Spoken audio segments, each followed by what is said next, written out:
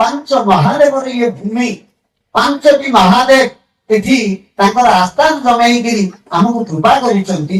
ତାଙ୍କର ଯେତେବେଳେ ଯଜ୍ଞ ହୁଏ ବା ମା ଜାଗେଶ୍ୱରୀଙ୍କର ଯେତେବେଳେ ଯଜ୍ଞ ହୁଏ, ଆପଣ ମାନେ ଫଳ ପୁଷ୍ପ ଯାହା ପାଇବେ, ମୋର ଏଇଟା ନିବେଦନ, କାରଣ ମୁଁ ଏଇଟା ମୋ ଅନୁଭବରୁ ଏବଂ ଗୋଟେ ଅନୁସନ୍ଧାନରୁ ବି ଆପଣ ମାନଙ୍କୁ ବିନମ୍ର କରପତ୍ର ଯୋଡ଼ି ଅନୁରୋଧ କରୁଛି, ମୁଠାଏ ଅରୁଆ ଚାଉଳ ହଉ ପଛେ ଆପଣ ଦାନ ଦେବେ। କାରଣ ଆପଣ ମାନଙ୍କର ପାପ ଅଜାଣତରେ ଜ୍ଞାନ ଅଜ୍ଞାନଙ୍କର କର୍ମ ଫଳ, ପାରବ୍ଧ ଫଳ, ସଞ୍ଚିତ ଫଳ, କ୍ରିୟମାନ ଫଳ ସମସ୍ତ ସେଇ ଯଜ୍ଞରେ ଆହୁତି ହେଇ ହବନ ହବ। ହବନ, ହବନର ଅର୍ଥ କଣ? ରୂପାନ୍ତରଣ, ଆଗକୁ ବଢିବା, ବିକାଶ।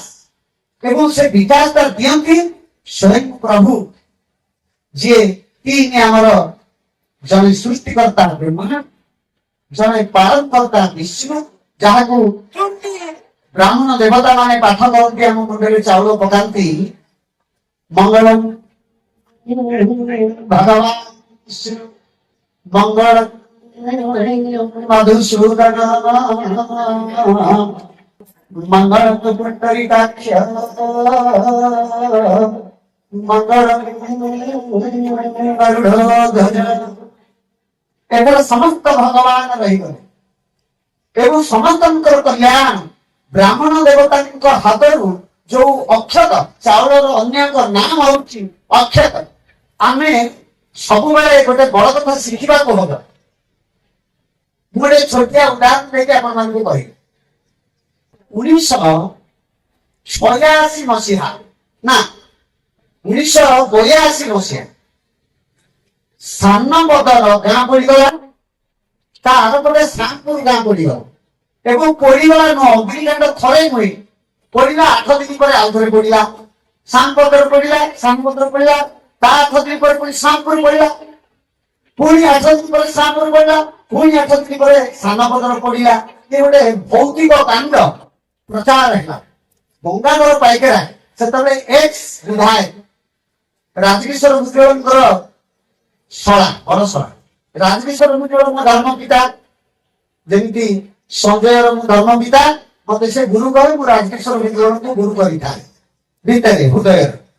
ତେଣୁ ଗଙ୍ଗାଧର ପାଇକରାୟଙ୍କ ପାଖକୁ ମୁଁ ଭୁବନେଶ୍ୱର ଯାଇଥାଏ, ତାଙ୍କ ଜିପ୍ ରେ ମତେ ସେ ନେଇ ରିଲିଫ ବାଣ୍ଟୁଥାନ୍ତି, ଆଉ ମୁଁ ତାଙ୍କ ସାଙ୍ଗରେ ଚାଲି ଚାଲି ଥକି ପଡିଥାଏ। ବୋଲଗଡ ବଙ୍ଗଳାରେ ଟିକେ କଣ ଖାଇଦେଇ ଆମେ ଶୋଇଲୁ, ମତେ ଟିକେ ଛାଇ ତ ହେଇଥାଏ। ଏଇଟାକୁ ଧ୍ୟାନର ସହିତ ଶୁଣନ୍ତୁ, ଗୋଟେ ବଡ ଶିକ୍ଷା ମତେ ମିଳିଥିଲା। ମୋର ଗୋଡକୁ ଗଙ୍ଗାଧର ପାଇକରାୟଙ୍କୁ ଚିପୁଛନ୍ତି। ଆଉ ଏଡେ ବଡ ଲୋକ, ମୋର ସେ ମାମୁଁ, ଜଣେ ବିଧାୟକ, ଅଖଣ୍ଡ କ୍ଷମତାର ଅଧିକାରୀ, ଜଣେ ସଂଗ୍ରାମୀ। ସଂଗ୍ରାମୀ କାହାକୁ କହନ୍ତି? କବି ରବି ସିଂ ଲେଖିଛନ୍ତି, ମଣିଷକୁ ଥରେ ପଢ, ମଣିଷ ଠାରୁ କେ ଅଛି ବଡ, ମଣିଷ ସେ ବଡ କବିତା, ସାରା ଦୁନିଆର କାରିଗର। ସୁନା ରୂପା ଲୀଳା ହୀରାମତି, ଆଣିଛି ମଣିଷ ମେହନତି, କାଟିଛି ପଥର, ତାରିଛି କୋଇଲା, ଚୁଇ ବାର ବାର ମେରୁହାର। ମଣିଷକୁ ଥରେ ପଢ, ସେ ହଉଛନ୍ତି ଗଙ୍ଗାଧର ପାଇକରାୟ। ମୋ ଗୋଡ ଚିପୁଥିଲେ, ମୋ ନିଦ ଭାଙ୍ଗିଗଲା। ମାମୁଁ ଏ କଣ ମୋର ପାପ ହବ? ନାଇଁ, ଛୋଟ ପିଲା ବାଳକ, ତୋ ଗୋଡ ଟିକେ ଚିପିଲେ ବି ଥକି ପଡିଛୁ। ମତେ ଗୋଟେ ଶିକ୍ଷା ମିଳିଲା, ନା ବଡ ମାନଙ୍କର, ଗୁରୁଜନ ମାନଙ୍କର ପାଦ ସେବା କରିଲେ ଅନେକ କଲ୍ୟାଣ ମିଳେ। ମୁଁ ଟିକେ ମାମୁଙ୍କ ପାଦ ସେବା କଲି, ମତେ ସେ ଗୋଟେ ଶିକ୍ଷା ଦେଲେ। କହିଲେ ମୁଠି ଖାଇବୁ, ଲାଙ୍ଗୁଏଜଟା ଏମିତି, ଖାଇ ମୁତିବୁ, ମୁଠି ଖାଇବୁ, ଖାଇ ମୁତିବୁ, ଅର୍ଥ ପରିସ୍ରା କଲା ପରେ ଭୋଜନ, ଏବଂ ଭୋଜନ ପରେ ତତ୍କ୍ଷଣିକ ପରିସ୍ରା, ନିରୋଗୀ ହବୁ, ନିରୋଗ ପଢି ଶୋଇବୁ, ଶୋଇ ପଢିବୁ। ମାନେ ପଢୁ ନିଦ ଲାଗିଲା ଶୋଇ ପଡିବ ଏବଂ ଶୋଇଲା ବେଳେ ସେଇଟା ରିବାଉଣ୍ଡ ହବ ମୁଣ୍ଡ ଭିତରେ, ମନରେ ସବୁ ରହିଯିବ, ପଢି ହବ, ଏକାଗ୍ରତା ଆସିବ। ଶ୍ରୀମଦ ଭଗବତ ଗୀତା 9ମ ଅଧ୍ୟାୟ 22 ଶ୍ଲୋକ ଭଗବାନ କହୁଛନ୍ତି, ଅନ୍ୟ ଚିନ୍ତିତ ନାହିଁ ଯେ ଜନ ପ୍ରତିପଶ୍ୟତେ ତେସଙ୍ଗ ବିଯୁକ୍ତା ନାହିଁ ଯୋଗକ୍ଷମ ବାହାନ୍ୟ। ଏଇ ଯୋଉ କଥା ଗୁଡିକ ରହିଛି, ଏକାଗ୍ରତା, ଅନନ୍ୟ ଚିନ୍ତିତ ନାହିଁ, କିଛି ଚିନ୍ତା ରହିବନି, ମୋର ବିଦ୍ୟା ଅଧ୍ୟୟନ କରିବାର ନିୟମ ରହିବ। ସେଇ ଯୋଉ ଧାରା, ସେ ଧାରାଟା ହଉଛି, ଯଦି ଆପଣ ପଢି ନିଦ୍ରା ଯିବେ, ତାହେଲେ ମୁଣ୍ଡରେ ସେ ପାଠ ଗୁଡିକ ରହିଯିବ। ତେଣୁ ମତେ ଏଥିରେ ଲାଭ କଣ ହେଲା? ଆଉ ଗୋଟେ କଥା କହିଲେ, ବଡ ଲୋକ ହେଇ ନପାର, ବଡ ଲୋକ ମାନଙ୍କର ସାଥୀ। ବଡ ଲୋକ କହିଲେ ଧନୀ ନୁହେଁ, ବଡ ଲୋକ କହିଲେ ଭଲ ପୋଷାକ ଥିବ, ଅଧିକ ଦାମିକା ଜୋତା ପିନ୍ଧିଲେ ଅଧିକ ବାଟ ଚାଲି ହବନି। Mind, man mind is not readable. ମନୁଷ୍ୟର ମାନସିକତାକୁ କେହି ପଢିପାରିବେନି, ସେ କେତେବେଳେ କଣ ଘଟେଇବ ଆଗକୁ। Man mind is not readable. Tolstoy କହିଲେ, ନୋବେଲ ଆୱାର୍ଡ, ଟଲଷ୍ଟୟ ହେଉଛନ୍ତି ମହାତ୍ମା ଗାନ୍ଧୀଙ୍କର ଗୁରୁ। କହିଲେ ଆମ ମାନସିକତା, ପାନିଏଲ ଗ୍ରାଣ୍ଡ ବୋଲି ଗୋଟେ ଅଛି, ଏଇଠି ଯୋଉଠି ପଛପଟ ମାଡ଼ ହେଲେ ଆମେ କୋମାକୁ ଯାଉ, ତାକୁ କହନ୍ତି ପିନିଏଲ ଗ୍ରାଣ୍ଡ। ସେ ପିନିଏଲ ଗ୍ରାଣ୍ଡ ରେ ଏ ସମଗ୍ର ପୃଥିବୀର ଯେତେ ପୁସ୍ତକ ସବୁ ଯାକ ରହିଲା ପରେ ବି 75 ଭାଗ ଖାଲି ରହିବ ମୁଣ୍ଡ।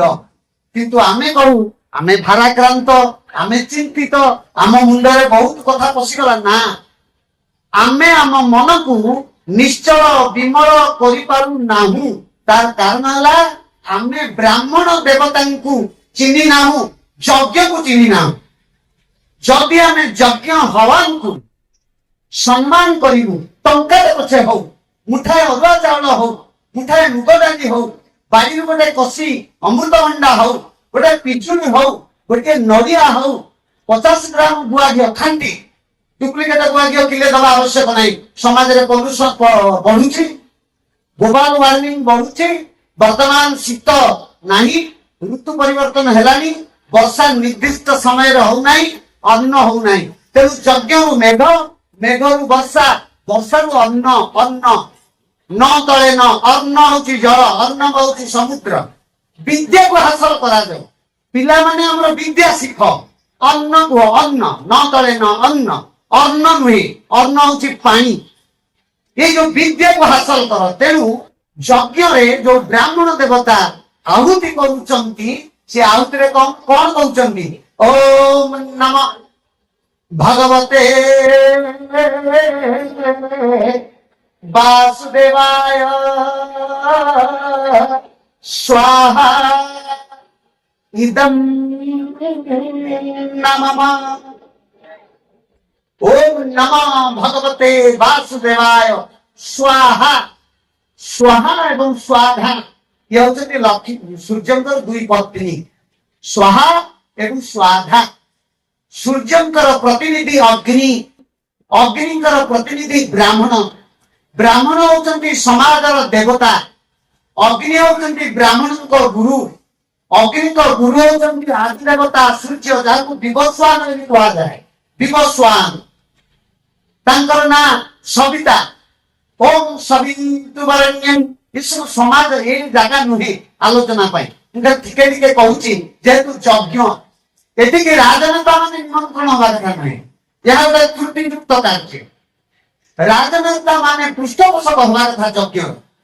ସେମାନେ ଆସି ଯଜ୍ଞ କୁଣ୍ଡ ପାଖରେ ବସି ପ୍ରାର୍ଥନା କରିବା କଥା, ରାଜ୍ୟକୁ ସୁଶାସନ କେମିତି ଦେବେ ଏବଂ ଜଣେ ନିର୍ମଳ ଭାବମୂର୍ତ୍ତିର ମଣିଷ କେମିତି ହେବେ, ଦୁର୍ନୀତିଗ୍ରସ୍ତ କେମିତି ହେବେ ନାହିଁ, ରାଜ୍ୟରେ ପ୍ରଜା କେମିତି ଉପାସ ରହିବେ ନାହିଁ, ରାଜ୍ୟକୁ ସୁଶାସନ କେମିତି ମିଳିବ। କିନ୍ତୁ ଯଜ୍ଞରେ ରାଜନେତା ଆସି ମଞ୍ଚରେ ଭାଷଣ ଦେବାଟା ଗୋଟେ ଅପରାଧ। ଆପଣ ମାନେ ଇଏ ମିଛର ସତ୍ୟକୁ ମତେ ବିରୋଧ କରିପାରନ୍ତି, କିନ୍ତୁ ସତ୍ୟ କହିବା ମୋର ଧର୍ମ। କାରଣ ଆହେ ଦୟାମୟ ବିଶ୍ୱ ବିହାରୀ, ଏଇ ଯୋଉ ପାଠଟି ଆମେ ପଢୁଥିଲେ ରାମକୃଷ୍ଣ ନନ୍ଦଙ୍କର ପ୍ରାର୍ଥନା, ସେଥିରେ କଣ କୁହାଯାଇଥିଲା? ସତ କହିବାକୁ କିଆ ଡରିବି, ସତ କହି ପଛେ ମଲେ ମରିବି, ମୋତେ ଏତିକି ଶିଖାଅ ସାଇ ହେ, ମୋର ଧନ ଜନ ଲୋଡ଼ା ନାହିଁ ହେ। ଏଇଟା କେବଳ ପ୍ରାର୍ଥନା କରିବା ପାଇଁ ନଥିଲା, ଏଇଟା କାର୍ଯ୍ୟରେ ପ୍ରୟୋଗ କରିବାକୁ ଥିଲା। କାରଣ ଦ୍ରୋଣ ଯେତେବେଳେ ଉଭୟ ପକ୍ଷ ଶିଖଉଥିଲେ ଯୁଦ୍ଧ ବିଦ୍ୟା, ସେତେବେଳେ ସେ କହୁଥିଲେ ସତ୍ୟଂ ବଦ ଧର୍ମଂ ଚର। ଦୁର୍ଯ୍ୟୋଧନ ବାରମ୍ବାର କହୁଥିଲା ସତ୍ୟ ବଦ, ଅର୍ଥ ସତ୍ୟ କୁହ, ଧର୍ମ ଆଚରଣ କର। ଦୁର୍ଯ୍ୟୋଧନ ବାରମ୍ବାର ପାଠ କରୁଥିଲା ସତ୍ୟଂ ବଦ ଧର୍ମଂ ଚର, କିନ୍ତୁ ଯୁଧିଷ୍ଠିର କହିପାରୁନଥିଲେ। ତାଙ୍କୁ ସମସ୍ତେ କହୁଥିଲେ ଆହା ତମେ ପ୍ରାର୍ଥନାରେ ଟିକେ ପ୍ରାର୍ଥନା ବିପଦ କରିପାରୁନ କି ବିଦ୍ୟା ହାସଲ କରିବ, ଗୁରୁ କହୁଥିଲେ। କିନ୍ତୁ ବାସ୍ତବରେ କର୍ମ କ୍ଷେତ୍ରରେ କଣ ସେ କଲେ? କର୍ମଣେ ବାନ୍ଧିକାରସ୍ତୁ ମା ପ୍ରେମ ପଦାର୍ଥନ, ଶ୍ରୀମଦ ଭଗବତ ଗୀତା। କର୍ମ କରିବ, କର୍ମ ଫଳରେ ଅଧିକାର ସାବ୍ୟସ୍ତ କରିବ ନାହିଁ। କର୍ତ୍ତୃତ୍ୱ ଏବଂ ଭୋକ୍ତୃତ୍ୱ ଯଦି ମୁକ୍ତ ହବ ତାହେଲେ ତୁମକୁ ଯଜ୍ଞ ଫଳ ପ୍ରାପ୍ତି ହବ। ଏବଂ ମୁଁ କାହିଁକି ଏତେ କଥା କହୁଛି ଆପଣ ମାନଙ୍କୁ, ସବୁବେଳେ ଆଉ ଗାଁକୁ ଆସି ହଉନି, କାରଣ ସମଗ୍ର ଓଡିଶାର ବିଭିନ୍ନ ଗାଁରେ ସାଧୁ ସମାଜର ଯେତେବେଳେ ମତେ ଖଣ୍ଡଗିରିର ମାଘ ମେଳାର ସାଧୁ ସମାଜର ଉପଦେଷ୍ଟା କରାଗଲା, ସାଧୁମାନେ ଆଉ ଛାଡୁନାହାନ୍ତି, ବିଭିନ୍ନ ସମାଜକୁ ଯିବାକୁ ପଡୁଛି, ବହୁ ଜାଗାରେ ବସିବାକୁ ପଡୁଛି। ମତେ ଆଉ ସମୟ ନାହିଁ, ଏ ମୋ ଗାଁ, ଏ ମୋ ମାଟି, ମୁଁ ଏଇଠି ମଣିଷ ହେଇଛି, ଆପଣ ମାନଙ୍କର କୃପାଳାର କରିଛି। ତେଣୁ ଏଇ ଯୋଉ ବାଳକ ମାନେ ଆଜି ଠିଆ ହଉଛନ୍ତି, ଆଗାମୀ ଦିନର ଭବିଷ୍ୟତ, ତାଙ୍କୁ କୃପା କରିବା ମୋର କର୍ତ୍ତବ୍ୟ। ତେଣୁ ମତେ କହିବାକୁ ବାଧ୍ୟ ହଉଛି, କାରଣ ସତ୍ୟ ଆବଶ୍ୟକତା ଅଛି। ତେଣୁ ଯୋଉ ଦିନ ଆପଣ ମାନେ ସତ୍ୟକୁ ମାଳ କରିବେ, କରି ଧାରଣ କରିବେ, ସେଇଦିନ ଆପଣ ମାନେ ସ୍ୱୟଂ ଭଗବାନଙ୍କର ଦର୍ଶନ ପାଇବେ। ଏହା ସତ୍ୟ, ସତ୍ୟ, ସତ୍ୟ, ତ୍ରିବାର ସତ୍ୟ। ସତ୍ୟକୁ ଯଦି ଆପଣ ଧାରଣ କରିପାରିବେନି, ପରଧନ, କାମିନୀ କାଞ୍ଚନ, ପର ନିନ୍ଦା, ପର ଚର୍ଚ୍ଚା କରିବେ, ରୋଗୀ ହେବେ। 100% ସତ୍ୟ ଶ୍ରୀମଦ ଭଗବତ ଗୀତା କୁହାଯାଇଛି, ଭଗବତ ଗୀତାରେ କଥା କୁହାଯାଇଛି। ତେଣୁ ଯଜ୍ଞ ଯୋଉଠି ହୁଏ ସେଠିକି ସାଧୁ ସନ୍ଥ ମାନଙ୍କୁ ନିମନ୍ତ୍ରଣ କରାଯାଏ। ସାଧୁ ସନ୍ଥ ମାନେ ବସି ସେଠି ପ୍ରସାଦ ପାଇଲେ, ସେ ଗାଁରେ ତାଙ୍କର ପଦରଜ ପଡିଲେ, ପଦରଜ ମାନେ ପାଦର ଧୂଳି, ପଦ ରେଣୁ ଯଦି ପଡିବ ସେ ଗାଁ ପବିତ୍ର ହବ। ସେ ଗାଁରେ ମହାପୁରୁଷ ମାନେ ଜନ୍ମ ନେବେ, ସେ ଗାଁର ଦେବାଦେବୀ ମାନେ ଜାଗ୍ରତ ହେବେ। ଯଦି ବନ୍ଧନରେ ପଡିଥିବେ ଦେବାଦେବୀ ମାନେ, ସେମାନେ ବଳବାବୁ ତାଙ୍କର ଆସିବ, ଆମକୁ କୃପା କରିବେ। ତେଣୁ ଯଜ୍ଞ ମଣ୍ଡପ ମାନଙ୍କରେ ସାଧୁ ସନ୍ଥ ମାନଙ୍କୁ ନିମନ୍ତ୍ରଣ କରାଯାଉ। ଏବଂ ଆମେ ଯୋଉ ରାଜନେତା ମାନଙ୍କୁ ନିମନ୍ତ୍ରଣ କରୁଛୁ ଲୋଭରେ, କଣ ପାଇଁ? ଯଜ୍ଞଟା ହବ କେମିତି, ମନ୍ଦିର ରଙ୍ଗ ହବ କେମିତି, 5 ଟଙ୍କା ଦେଲେ ତ। ତେଣୁ ଆମେ ନେତାଙ୍କୁ ନିମନ୍ତ୍ରଣ କରୁଛୁ, ସେମାନେ ଭୋଟ ଲୋଭରେ ଆସୁଛନ୍ତି, 5 ଟଙ୍କା ଦାନ କରୁଛନ୍ତି, କିନ୍ତୁ ସେଥିରେ ଆମର ପେଟ ପୋଷାଯିବନି। ସାଧୁମାନେ ଯଦି କୃପା କରିବେ, କାହିଁକି ବାୟା ବାବା ଲେଖିଛନ୍ତି ଯେ ଦିଅଁ ଦର୍ଶନ କାଠ ପଥର, ଗଙ୍ଗା ଦର୍ଶନ ପାଣି, ସାଧୁ ଦର୍ଶନ ମୁକତି ପସରା, ଏକଥାକୁ ଥାଅ ଜାଣି ରାମ, ଏକଥାକୁ ଥାଅ ଜାଣି କଣ? ଦିଅଁ ଦର୍ଶନ କାଠ ପଥର, ଗଙ୍ଗା ଦର୍ଶନ ପାଣି, ସାଧୁ ଦର୍ଶନ ମୁକତି ପସରା। ସେ କଣ ବାୟା ହେଇଗଲେ? ବାଇ କହଇ ଅବିରାମ ବାଇ, ବାୟୁକୁ ଥୟ କଲୁ ନାହିଁ। ଯୋଉମାନେ ବାୟୁକୁ ଥୟ କରିବେ ତାଙ୍କୁ ଭଗବାନ କୋଉଥିରେ ଅଭାବ ରଖିବେ ନାହିଁ ଏବଂ ସମସ୍ତ କଥାରେ ତାଙ୍କୁ ଭରପୁର ଭାବରେ ବିଦ୍ୟା, ଧନ, ରତ୍ନ, ଗୋପ, ଲକ୍ଷ୍ମୀ, ଶକ୍ତି, ବଳ, ବହୁ ସମସ୍ତ କଥା ପ୍ରାପ୍ତ ହବ। ତେଣୁ ମୋ ଗାଁର ସାନ ପିଲାମାନେ, ମୋ ସାନ ଭାଇ ମାନେ, ମୋ ବଡ ଭାଇ ମାନେ, ମୋ ଗୁରୁ ଗୁରୁଜନ ମାନଙ୍କୁ ମୋର କରପତ୍ର ଯୋଡା ନିବେଦନ, ଆଜି ରାଜନେତା ମାନେ ଆସନ୍ତୁ, କବି ମାନେ ଆସନ୍ତୁ, ସାମ୍ବାଦିକ ମାନେ ଆସନ୍ତୁ, ଅତିଥି ମାନେ ଆସନ୍ତୁ, ଯଜ୍ଞ ମଣ୍ଡପରେ ବସନ୍ତୁ, ପୁଷ୍ପାଞ୍ଜଳି ଦିଅନ୍ତୁ, ସେଠି ଆଶୀର୍ବାଦ ଭିକ୍ଷା କରନ୍ତୁ, ଦକ୍ଷିଣ ଦାନ କଥା ଦିଅନ୍ତୁ, ମଞ୍ଚକୁ ଆସନ୍ତୁ, ମନା ନାହିଁ। କିନ୍ତୁ ସାଧୁ ମାନଙ୍କୁ ନିମନ୍ତ୍ରଣ କରାଯାଉ ଯଜ୍ଞ ମଣ୍ଡପକୁ, ଏବଂ ସାଧୁ ମାନେ ଏଠି ଆସି କୃପା ଦୃଷ୍ଟି କରନ୍ତୁ। ଏଇଟା ମୋର ଆପଣ ମାନଙ୍କୁ ବିନମ୍ର ନିବେଦନ। ଏଇ ନିବେଦନରେ ଯଦି ଆପଣ ମାନେ ମତେ ଟିକେ ସହଯୋଗ ଲୋଡ଼ିବେ, ତାହେଲେ ମୁଁ 100ରୁ 100% ରାଜି ହେବି। 20 ଜଣ ବିଶିଷ୍ଟ ସାଧୁ ଓଡିଶାର ଏଠି ପହଞ୍ଚେଇବି, ଯୋଉ ସାଧୁ ମାନଙ୍କୁ ଦର୍ଶନ କରିବା ପାଇଁ ଲୋକ ଲାଇନରେ ଠିଆ ହଉଛନ୍ତି, ସେ ସାଧୁ ମାନେ ଏ ମାଟିରେ ପାଦ ପକାଇବେ। କାରଣ ସାଧୁ ମାନେ ହଉଛନ୍ତି ବ୍ରହ୍ମଚାରୀ, ଏବଂ ବ୍ରାହ୍ମଣ ମାନେ ଯୋଉ 6ଟା ବିଧି ପାଳନ କରନ୍ତି, ସେ ବିଧି ଭିତରେ ରହିଲା ତ୍ରିସନ୍ଧ୍ୟା। ସନ୍ଧ୍ୟା ସାନ୍ଧ୍ୟରୁ ଜନ୍ମ ନେଇଛି ଧ୍ୟାନ, ଅର୍ଥ ଉତ୍ତମ ଧ୍ୟାନକୁ ଆମେ ସନ୍ଧ୍ୟା କହୁ। ଧ୍ୟାନ କାହାକୁ କୁହା ହୁଏ? ସନ୍ଧିକାଳ, ଗୋଟିଏ ପ୍ରଭାତ ରାତି ପାଇବା ପୂର୍ବରୁ ଭୋର ବ୍ରହ୍ମ ମୁହୂର୍ତ୍ତ 3:30ରୁ 5। ଆଉ ଗୋଟେ ହଉଛି ସନ୍ଧ୍ୟା, ଯେତେବେଳେ ସୂର୍ଯ୍ୟ ରବି ଅସ୍ତ ଯିବେ ସେତେବେଳେ। ଏ 2ଟା ସାନ୍ଧ୍ୟ କାଳରେ ଯୋଉ ବ୍ରାହ୍ମଣ ସ୍ନାନ କରି, ଜଳେ ସ୍ନାନ ମଳି ଢୋତେନ ମନ୍ତ୍ର ସ୍ନାନ ସର୍ବସିଦ୍ଧି, ଜଳେ ସ୍ନାନ ମଳି ଢୋତେନ, ଯଦି ଆପଣ ପାଣିରେ ଗାଧେଇବେ ଉପର ମଇଳା ଛାଡ଼ିବ, ଯଦି ମନ୍ତ୍ର ସ୍ନାନ କରିବେ ओम गंगे यमुना सरस्वती नर्मदे सिंधु कावेरी ब्राह्मण मान जानती समय नहीं से त्रिसंध्या करती आउ कौन करती स्वाध्याय करती सो कहले आत्मा आत्मार अध्ययन करती शास्त्र अध्ययन करती वेद पाठ करती मंत्र पाठ करती एवं ओम भूर्भुवस्सुः तत्सवितुर्वरेण्यं भर्गो देवस्य धीमहि धियो यो नः प्रचोदयात् এটা যজুর্বেদରୁ ଆସିଛି 23 নম্বର ଅଧ୍ୟାୟ 4 নম্ବର ଶ୍ଲୋକ ଯଜୁର୍ବେଦରୁ ଆସିଛି ଏଇଥିରେ ସମଗ୍ର ବ୍ରହ୍ମାଣ୍ଡର ତପସ୍ୟା ଅଛି ଯଦି ଆପଣ ରାତି 4ଟାରୁ ଓମ୍ ଭୂର୍ଭୁବସ୍ସୁଃ ତତ୍ସବିତୁର୍ବରେଣ୍ୟଂ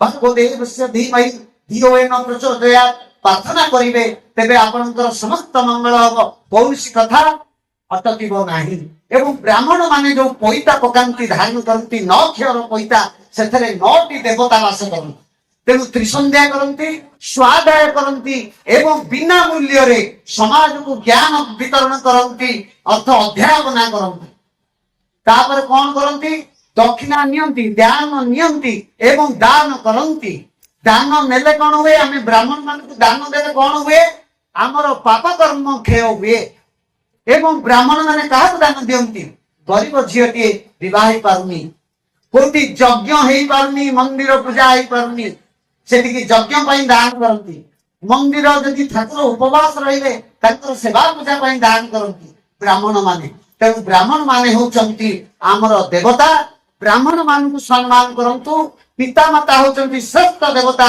ମୁଁ ମୋ ପିତାମାତାଙ୍କୁ ସେବା କରି ମୁଁ ଏ ଫଳ ପାଇଛି ମୁଁ ଆଜି ମୁକ୍ତ କଣ୍ଠରେ କହିବି ଆଜି ଯାହା ସଞ୍ଜୟ କହିଲେ କବିତାଟିଏ ଧାଡ଼ିଏ ବୋଲିକି ମୁଁ ଆଉ ସେ ଜଗତରେ ନାହିଁ ବାଟ ଭୁଲିଗଲା ପରେ ମୁଁ ବୁଝିଲି ଭୁଲ ଥିଲା ବୋଲି ବାଟ ଭୁଲିଗଲା ପରେ ମୁଁ ବୁଝିଲି ଭୁଲ ଥିଲା ବୋଲି ବାଟ ଗୋଡ ଖସିଗଲା ପରେ ମୁଁ ବୁଝିଲି ହସଡା ଥିଲା ସେ ଘାଟ ଏ ସଂସାର ଗୋଟେ ମାୟା ଏ ମାୟା ସଂସାର ମୋହରେ ପଡି କେତେବେଳେ କୋଉ କଥା ପ୍ରେମ କବିତାରେ ଲେଖା ହେଇଛି ଯୋଉ କଥା ସେ କହିଲେ କୋଇଲି ଠୁକଳା ମାଗି ଆଣିଥିଲି ଆଖିରେ ମାଖିବା ପାଇଁ କାକଠୁ କଜଳ ମାଗି ଆଣିଥିଲି ଆଖିରେ ମାଖିବା ପାଇଁ କୋଇଲିଠୁକୁ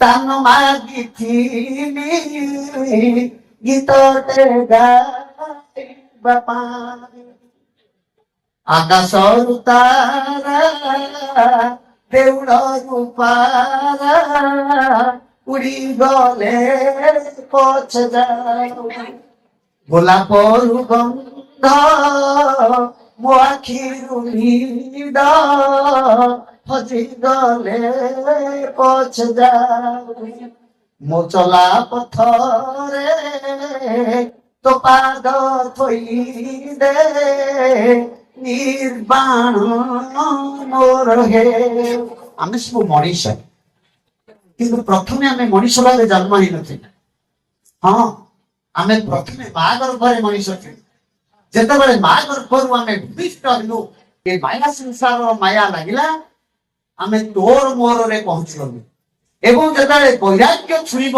ମନୁଷ୍ୟକୁ ସେତେବେଳେ ମାୟା ସଂସାରକୁ ବାଏ ବାଏ କରି ସିଏ ଆଉ ଗୋଟେ ଜଗତକୁ ଯିବ ଯାହା ଯୋଗେଶ ଭାଇ ଯୋଗେଶା କିଏ ଜାଣିଗଲେ ସେଇଟା ହଉଛି ଅଡୁଆ ଆପଣ ଯଦି ଧନୀ ହେବେ ବିପଦ ବହୁ ଜାଗାରେ ଗୁଆ କଟ ହବ ଯଦି ଜ୍ଞାନୀ ହେବେ ତାହେଲେ ବି ବିପଦ ଶଙ୍କରାଚାର୍ଯ୍ୟଙ୍କୁ ବିଷ ଦେଇ ମାରି ଦିଆଗଲା ଆପଣ ମାନେ ଶୁଣନ୍ତୁ ଜୈନ୍ୟ ମାନେ ଶଙ୍କରାଚାର୍ଯ୍ୟଙ୍କୁ ବିଷ ଦେଇ ମାରିଲେ ଓଷୋ ଯେ ଭଗବାନ ରଜନୀଶ ଆମେରିକାରେ ବିରାଟ ରଜନୀଶ ମେଳା କରିଥିଲେ ତାଙ୍କୁ ବିଷ ଦେଇ ମାରି ଦିଆଗଲା ବୁଦ୍ଧଙ୍କୁ ବିଷ ଦେଇ ବୁଦ୍ଧ ଅନ୍ତିମ କାଳରେ ଘରକୁ ଫେରିଲେ ଯଶୋଧାରା ତାଙ୍କୁ ଘରକୁ ଫେରେଇ ଦେଲେ ବୁଦ୍ଧ ମରିଗଲେ ବିଷ ଖାଇ କାହିଁକି ଜ୍ଞାନୀ ହେଲେ ବି ଆପଣ ମରିବେ ଧନୀ ହେଲେ ବି ମରିବେ ତେଣୁ ଦୟାକରି ଯତ ଗୁପ୍ତ ତତ ସତ୍ୟ ଗୁପ୍ତାଚ ମୁକ୍ତା ଆପଣଙ୍କୁ ଗୁପ୍ତ ରହିବାକୁ ହବ ସାଧନା କରିବାକୁ ହବ ଏବଂ ବ୍ରାହ୍ମଣ ବୈଷ୍ଣବ ଗୁରୁଜନ ପିତାମାତା ଏମାନଙ୍କୁ ସେବା କରିବାକୁ ହବ ଶାଶୁ ଶ୍ୱଶୁରଙ୍କୁ ନିଜର ପିତାମାତା ନିଜର ଇଷ୍ଟ ଦେବାଦେବୀ ଭାବରେ ପୂଜା ସେବା କରନ୍ତୁ ରୋଗ ରହିବନି ଦୁଃଖ ରହିବନି। ଟିକିନି ଛାଡ଼ନ୍ତୁ, ସିନ୍ଦୁର ପିନ୍ଧି ସିନ୍ଦୁର ସେବା କରନ୍ତୁ, ଦେଖିବେ ଘରେ କୌଣସି ଅମଙ୍ଗଳ ରହିବନି। ଝାଡୁ ମାରିଲା ବେଳେ ଗୋଡ ପୋଛି ନିଅନ୍ତୁନି ଝାଡୁରେ। ଝାଡୁକୁ ଡେଇଁକି କବାଟ କୋଣରେ ଆଉ ଯାଆନ୍ତୁନି, ତାକୁ ଶୁଆଇ ରଖନ୍ତୁ। କେତେ ବଡ କାର୍ଯ୍ୟରେ ବାହାରିକି ଯାଆନ୍ତୁ, ଘରୁ ଝାଡୁକୁ ମୁଠିଆ ମାରି ଯାଆନ୍ତୁ। ହାଇକୋର୍ଟରେ କେସ୍ ଚାଲିଥିଲେ ବିଜୟ ହେବେ। ରୋଷେଇ ସାରିକି ହାଣ୍ଡି ଚୁଲିରେ ରଖି ଦିଅନ୍ତୁନି, ଚୁଲିରୁ ଓହ୍ଲାନ୍ତୁ। ଓହ୍ଲେଇଲା ପରେ ପ୍ରଥମ ଖାଦ୍ୟ କାଉକୁ ଅର୍ପଣ କରନ୍ତୁ, କାରଣ କାଉ ଜରିଆରେ ମାତା ପିତା ପିତୃ ଶ୍ରାଦ୍ଧ ହୁଏ। କାଉଟାକୁ ଭକ୍ଷଣ କରେ କାକ ଭୂଷଣ୍ଡ। ପ୍ରଥମ ଯିଏ ବ୍ରହ୍ମାଣ୍ଡକୁ ଓହ୍ଲେଇଥିଲେ ଜୀବ ଭାବରେ ସେ ହଉଛନ୍ତି କାକ ଭୂଷଣ୍ଡ। ଇଏ ବହୁତ ଶାସ୍ତ୍ର କଥା ଅଛି, ଆପଣ ମାନଙ୍କୁ ସେ ସମୟ ଆଜି ମୋର ନାହିଁ କହିବା ପାଇଁ। ଗୋଟେ ସମୟ ଆସୁଛି, ଗୋଟେ ସାଧୁ ସମ୍ମିଳନୀ ଏ ଗାଁରେ ହବ। ଆମେ ଚେଷ୍ଟା କରୁଛୁ ପୁରୀ ରାଜାଙ୍କୁ ଆଣିବା ପାଇଁ, ବାରମ୍ବାର ସେ ଉଦ୍ୟମ ବିଫଳ ହଉଛି ଏବଂ ପୁରୀ ରାଜା ନିଶ୍ଚୟ ଆସିବେ। ଆମର ଦଧିବାମ ଜଗନ୍ନାଥ ମନ୍ଦିର ନୁହେଁ, ଯୋଉ ଇତିହାସ ଲେଖା ହେଇଛି ତା ପ୍ରକାଶ ପାଇବ। ଯୋଗେଶ ସାର୍ ତାକୁ ଏଡିଟିଂ କରିଛନ୍ତି, ସଞ୍ଜୟ ସହଯୋଗ କରିଛନ୍ତି, ରାଜକିଶୋର ଭୁଜବଳ ମୋର ପୂର୍ବତନ ଗୁରୁ, ମୋର ଯେ ଗୁରୁ ଯେ ଏ ଗାଁର ଶିକ୍ଷକ ଥିଲେ, ମୋର ଧର୍ମ ପିତା, ସେ ଆଜି ନାହାନ୍ତି।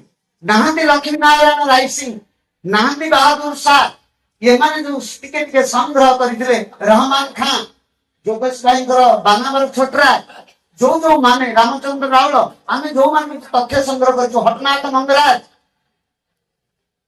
ବିଜୟ ମଙ୍ଗରାଜ, ସେ ଆଜି ନାହିଁ। ଛୋଟ ସାନ ଭାଇଟା ବିଦାୟ ନେଇଗଲା। ନିଶା ଖାଆନ୍ତୁନି।